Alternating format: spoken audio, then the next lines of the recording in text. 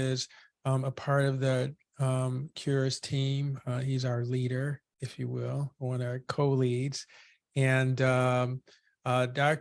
Trentacosta has a background in clinical psychology, developmental psychopathology, and emotional development, mainly dealing with kids.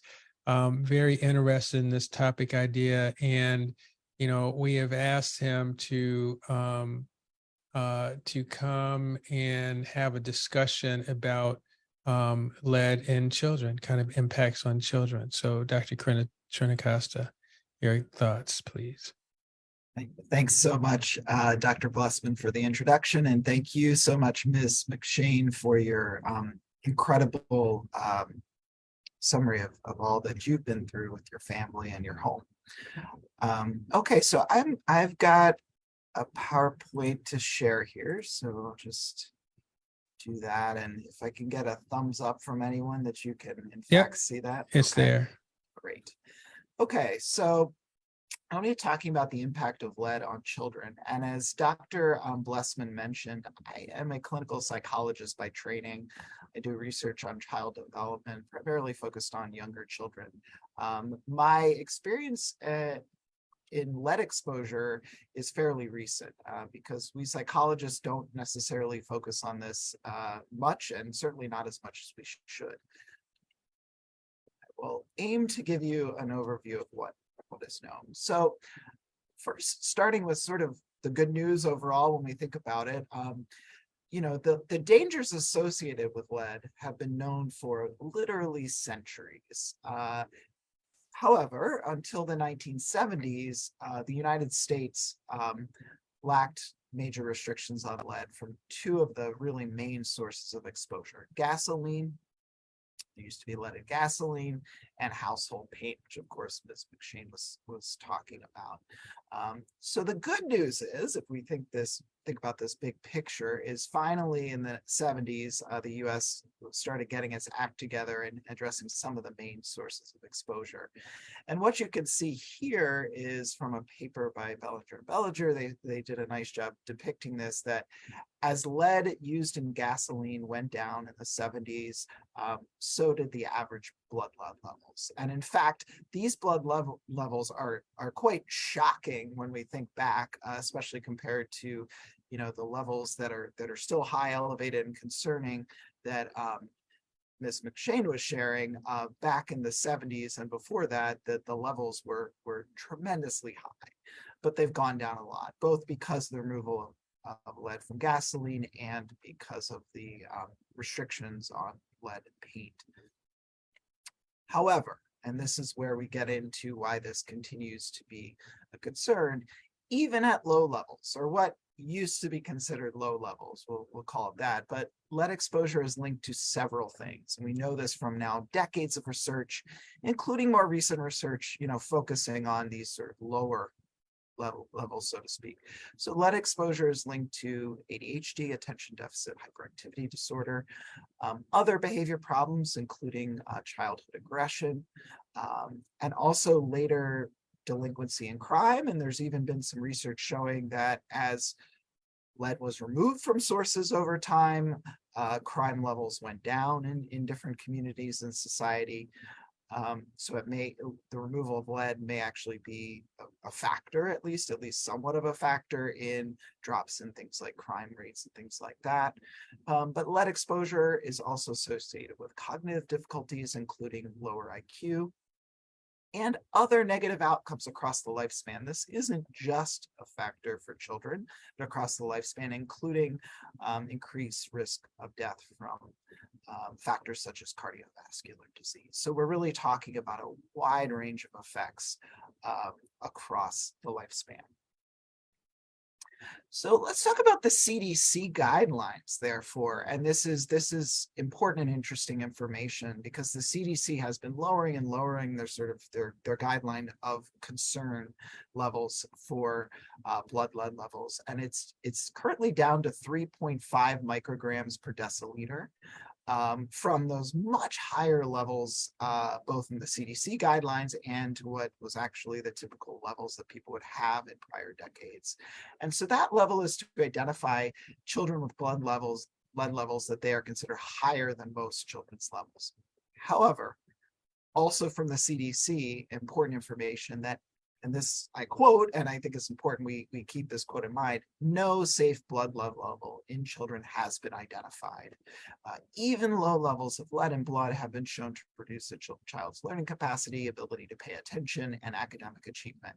So while we've seen this guideline drop, they're also kind of clarifying that there is no level that's known to be safe. Okay, so we need to keep that in mind.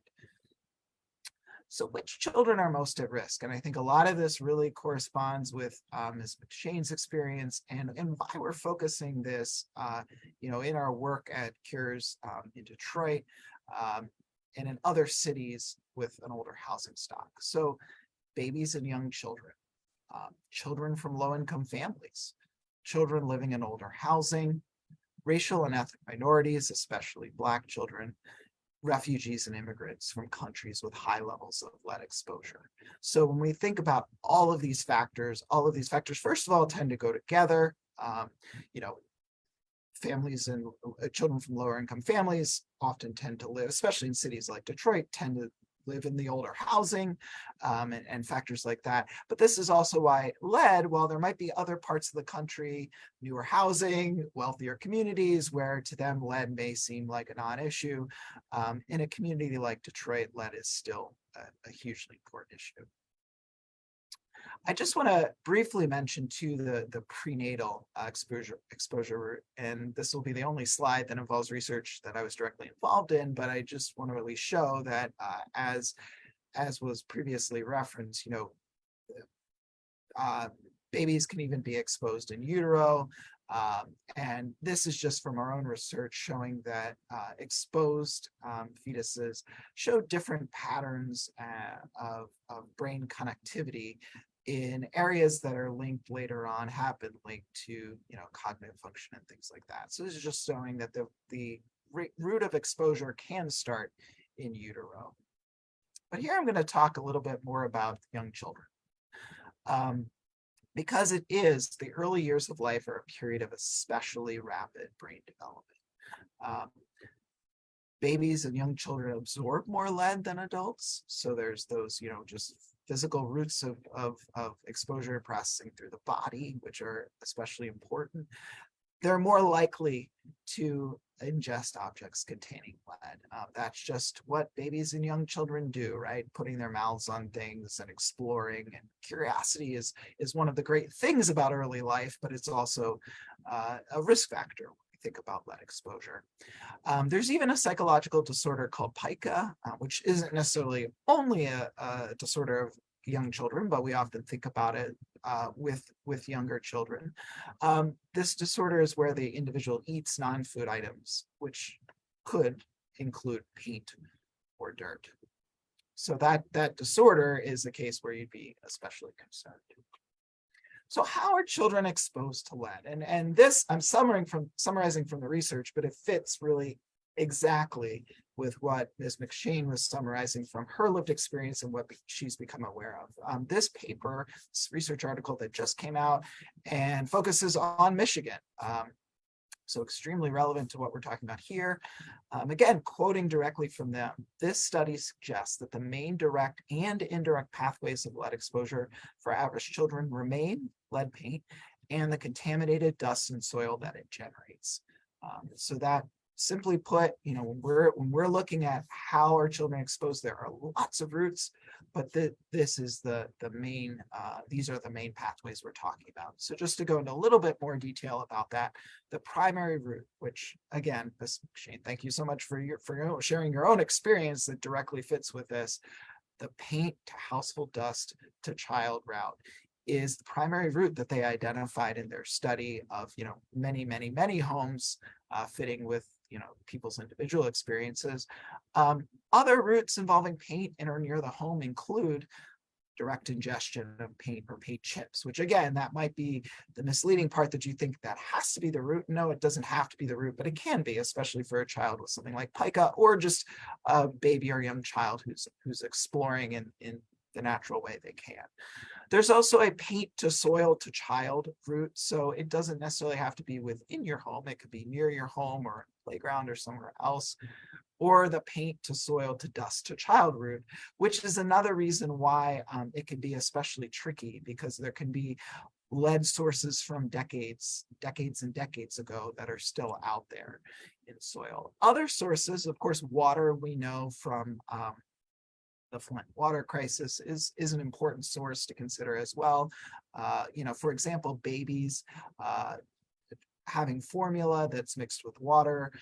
That's why babies are often, that's a particularly important route of exposure for babies, but also for other children and others too. Industrial sources are still, a source to be concerned about, and other sources like food and beverage containers. There are still potential lead exposures through those sources as well, even though they're, being regulated.